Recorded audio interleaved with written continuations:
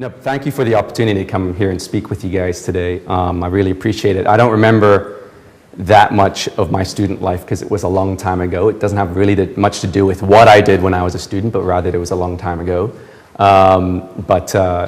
It's an amazing thing to see that everybody comes here on a Saturday to listen to a topic like US-China relations, or even to discuss things like relations between Hungary and the BRIC countries and where the BRIC countries are going.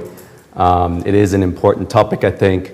So I think it's a Saturday well spent. I didn't spend many Saturdays myself doing things like this, but maybe this is an opportunity for you to see that you'll wind up more successful than myself,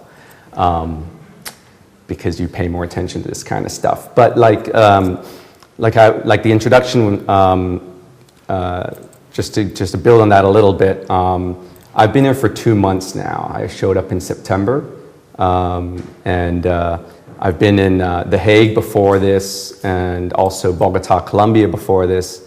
So it's an interesting career. This is my third posting, and it's been very exciting so far. So I'm very happy that you guys are here to listen to me talk about this topic, even though that's not what I work on. So be a little bit, I work on US-Hungarian economic relations, and related to that, some EU stuff.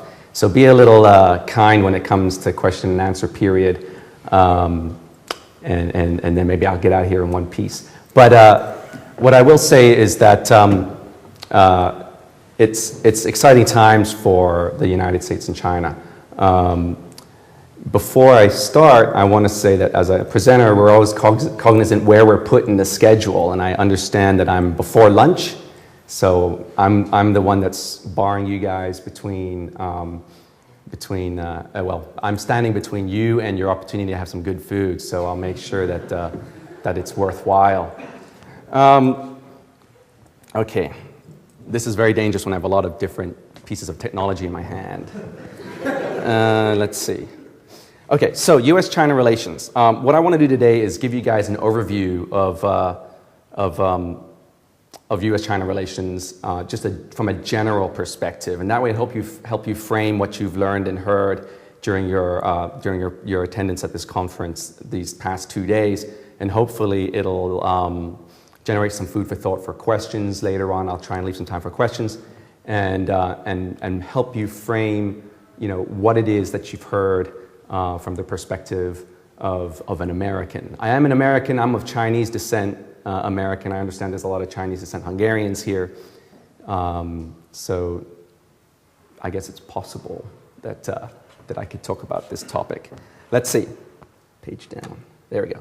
All right, what I'm going to do is start with the economic overview of the United States. I'm not going to read the slides, but as you can see, it's the largest economy in the world. GDP per capita, 47,000.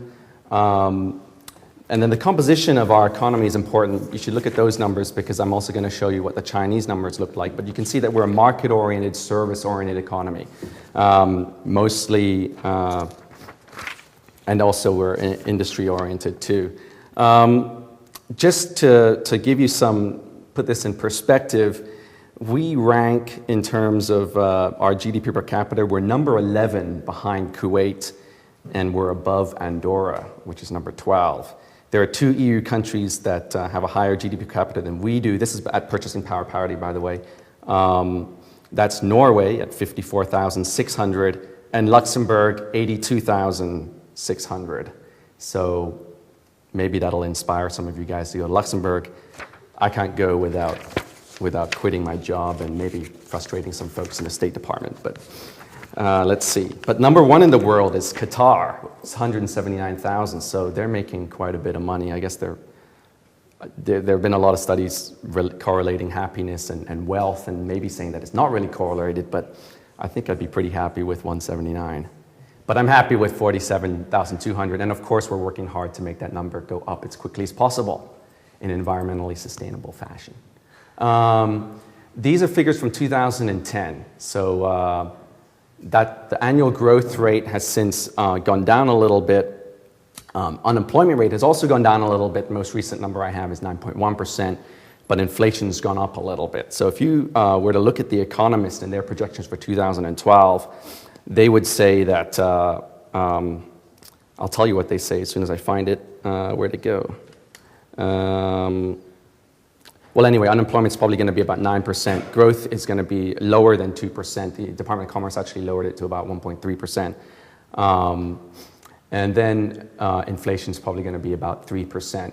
The national debt is 62. I know that's a big discussion right now in Hungarian politics, is the level of national debt. Just for reference, ours is 62.3%.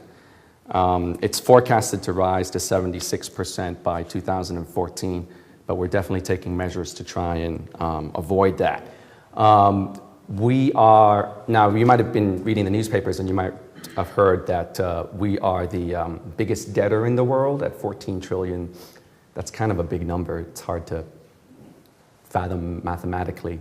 But it's also interesting to note that we're also the biggest creditor in the world and we're the biggest foreign investor in the world. So it's not like the debt number is as negative as it appears. And then for a contrast, we've got China.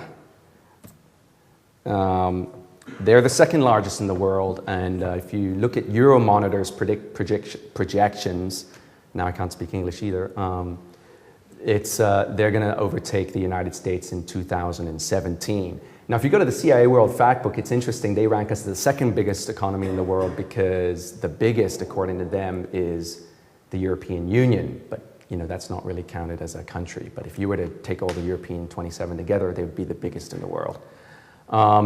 Purchasing power parity puts Chinese GDP much higher than at official exchange rates, and that they're making 7,600 at purchasing power parity per year. The Hungarians are at 18,800 per year, for your information. But you can see that, now why I mentioned the composition per sector in the last slide is because the Chinese composition by sector is a lot different.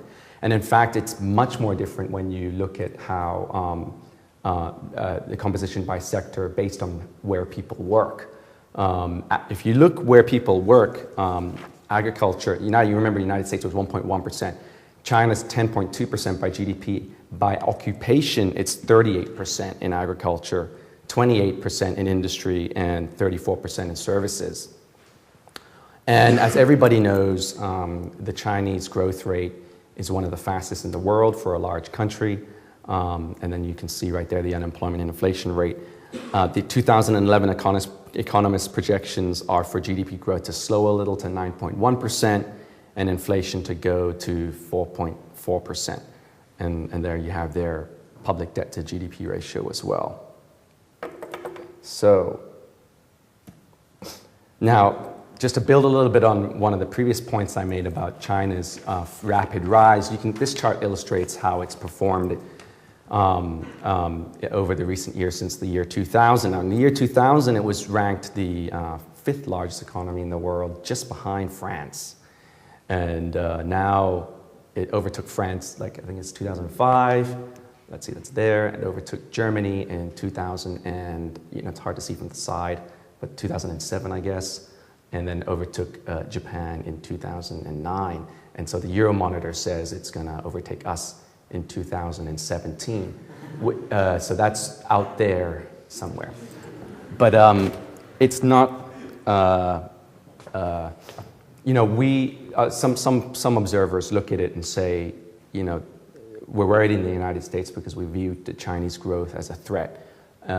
Observers in China look out there and say, that the Americans don't want us to get there.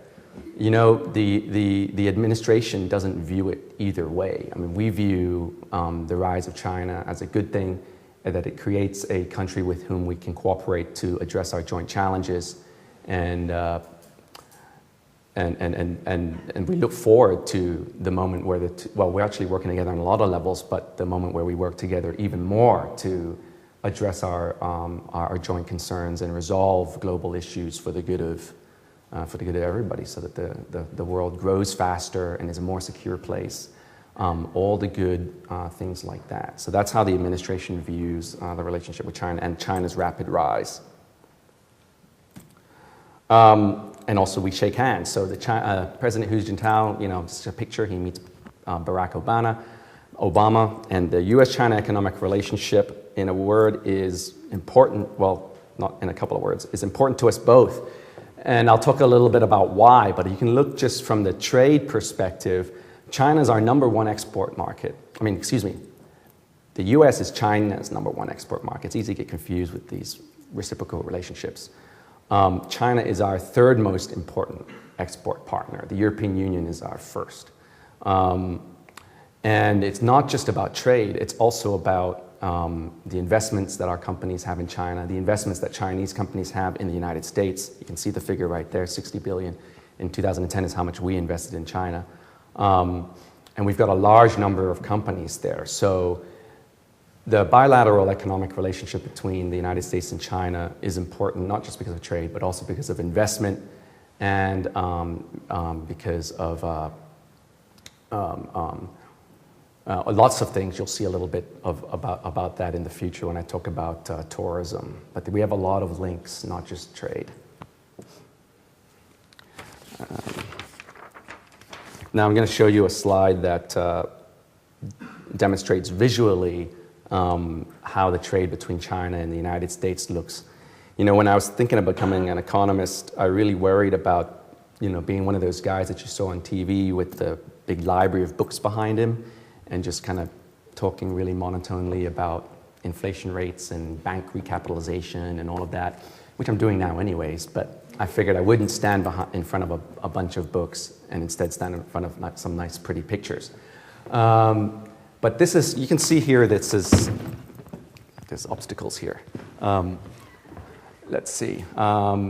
This is you can still hear me, right? This is the pictorial view of our trade relationship. Number 1,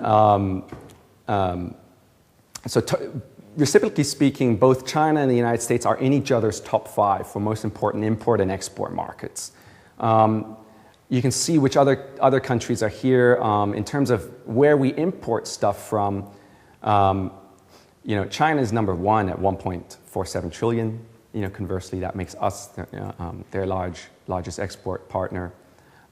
Canada's number 2, Mexico's number 3, Japan number 4 for us.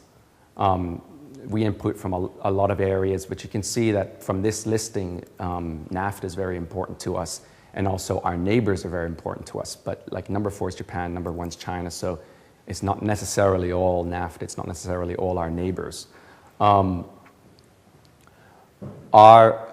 Our exports are pretty much driven by just a few states, but so the shading, the darker it is, the more export volume we have.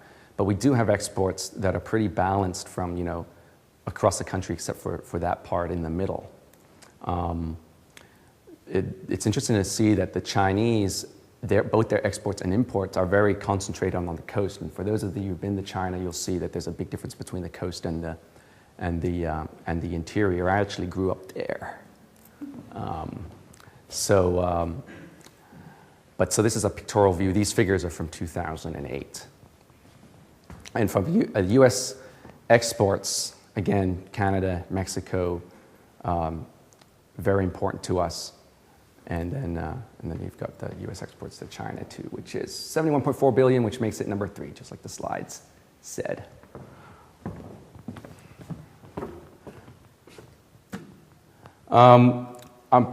This is what the trade relationship looks like in numbers. We're not going to hide the fact that we have a huge trade imbalance with China. But what I would like to highlight is the fact that if you look at our percentage change of exports and the percentage change of imports, our export growth has consistently outpaced import growth ever since 2000, and that would be 2002. So, and by a large margin too, in most cases. Well, the last 5 years it's definitely been a large margin. So we definitely see the growth of China as a good thing. It offers a lot of opportunities for us, for our businesses, and like I said, the government hopes that working with a powerful, strong China that has shared interests with us can really help advance our mutual interests in the world. If you look at how our trade is by equipment, that's how it looks. And that's also the trading volume too. So electrical machinery and equipment is number 1. Power generation and equipment is number 2. Plastics is number 6. Now, there's a reason why I'm going to mention those 3 categories, because if you look at top U.S. imports from China, it's actually the same top 2 categories. The same categories hold the top 2 positions in top U.S. imports from China, and plastics and articles thereof is also on that list. Let's see. Oh, press some. You know what?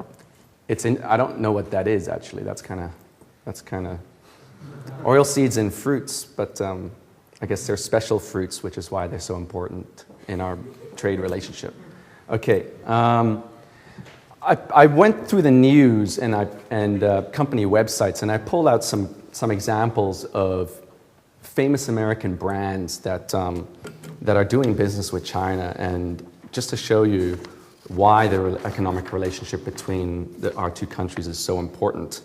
You can see that people are investing, like Ford. They're not only investing, but they're also doing joint ventures with Chinese counterparts in order to do those investments. Famous brands like Apple are really hedging their bets on the Chinese market.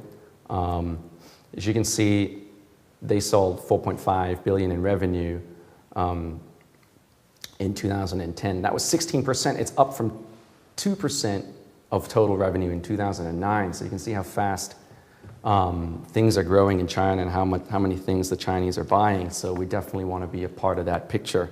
If you just look at the Apple iPhone, in the first 3 months of 2011, on an annualized basis, the Apple iPhone sales were up 250% in China. So it's a huge opportunity for us, and obviously for Apple.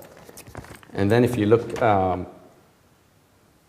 there's a couple other companies I pulled out. So that's Nike at the bottom left. That's Starbucks, the biggest coffee chain in China right now. And that's Heinz, the ketchup maker. So Heinz is now making oyster sauce. It's not government policy, but I would personally encourage you not to put your oyster sauce on your French fries, and conversely, not your ketchup on your vegetables. They actually put oyster sauce on steamed vegetables. It's very good, actually. You can see right there how our companies are growing very quickly in China. I don't think I'm ever going to figure this out, so I think I'll stay here. Now, there's also Chinese companies in the U.S., so you're looking at some of the recent Chinese investments in the United States. It's not marginal small investments. You're talking about big investors, for example, a larger producer of solar power panels investing in Arizona, or big investments that employ a lot of people. Steel pipe mill, 500, 600 people, 3,600 workers at Nextier Automotive, which was acquired from General Motors.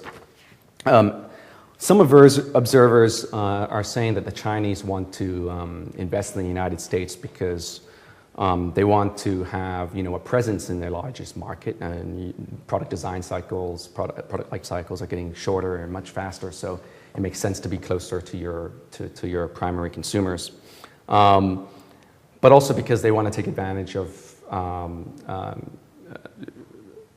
things like the alternative energy push that we're trying to emphasize here in the United States, and perhaps they want to get around some of the tariff barriers that we have for exports. Although our tariffs are pretty low, in fact, some of the lowest tariffs for any advanced industrial country.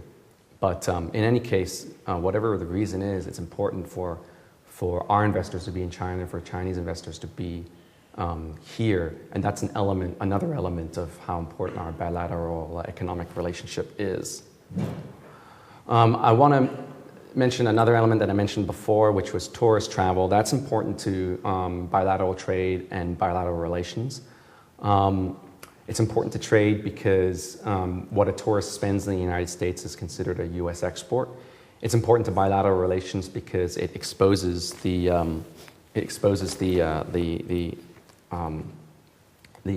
Chinese populace to our culture and our values. They're some of the most important things that can help our bilateral political relationship is when people travel to the United States and see what an American is actually like. That really helps, in our perspective from the State Department, it really helps when folks can travel to the US and they don't have to take our word for it.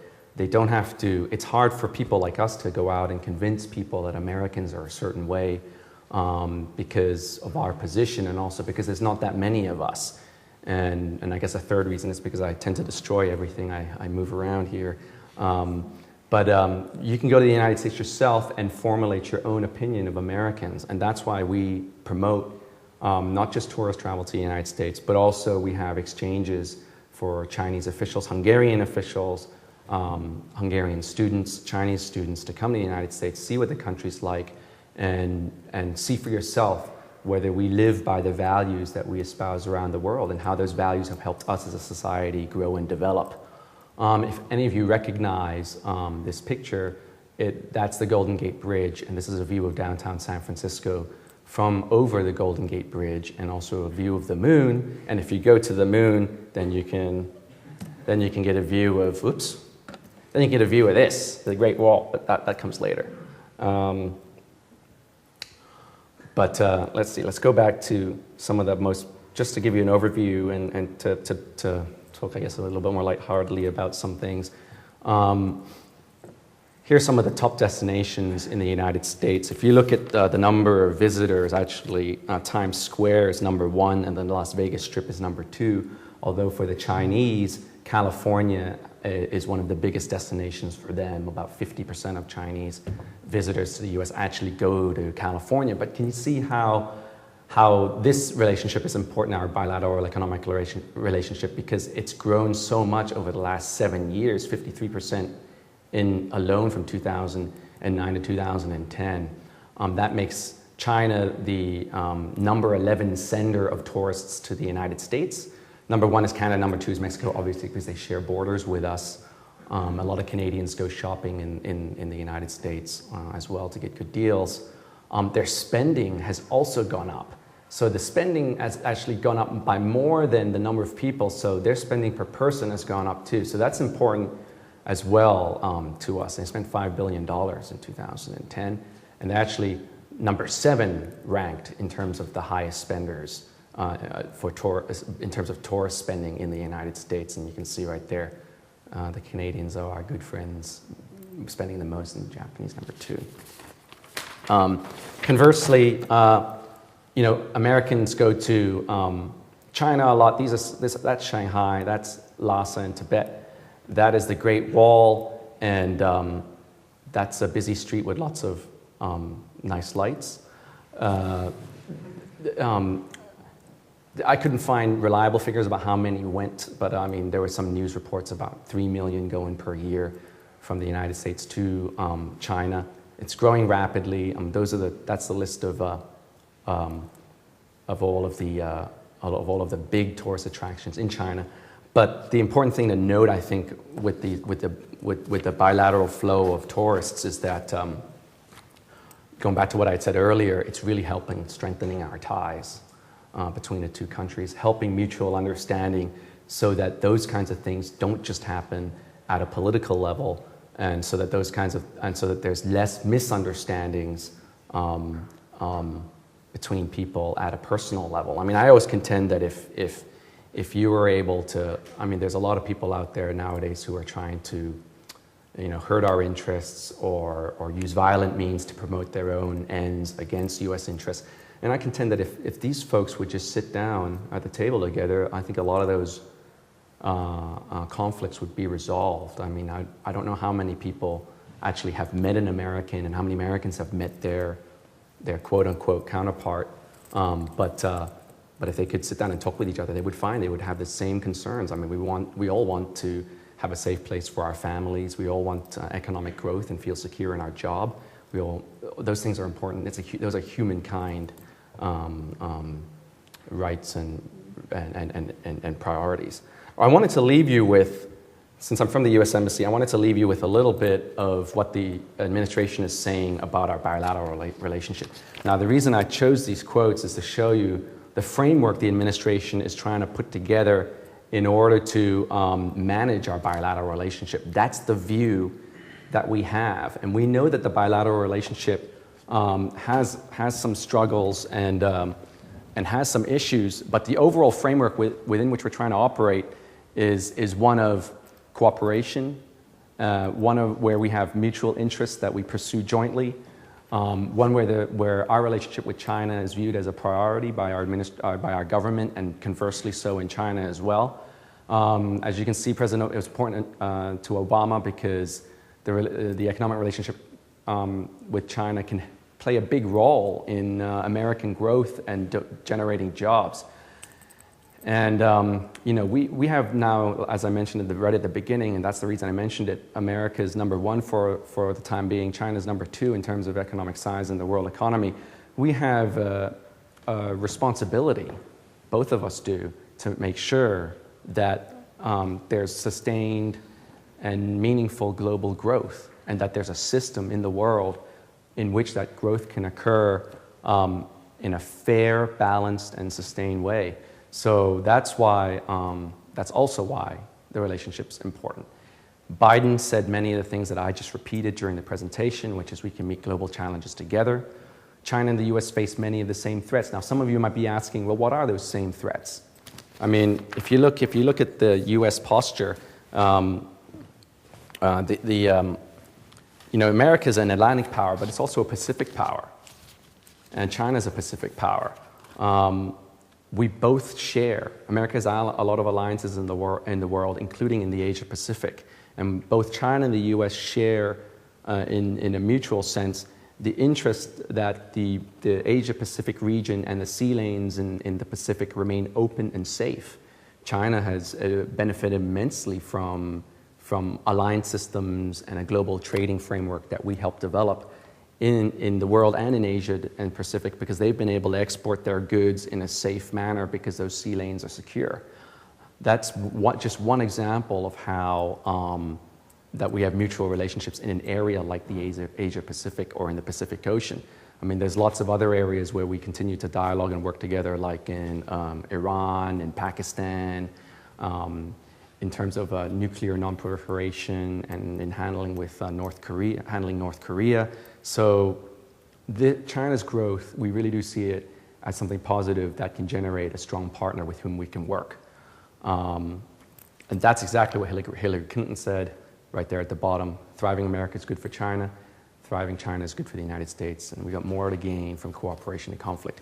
Now, I promised that I would leave a couple of minutes at the end there for questions, as I know you don't just want to hear me talk. So if anyone has some questions, I'd be happy to take them. Anybody?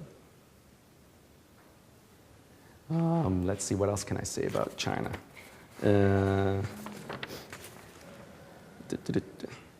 Okay.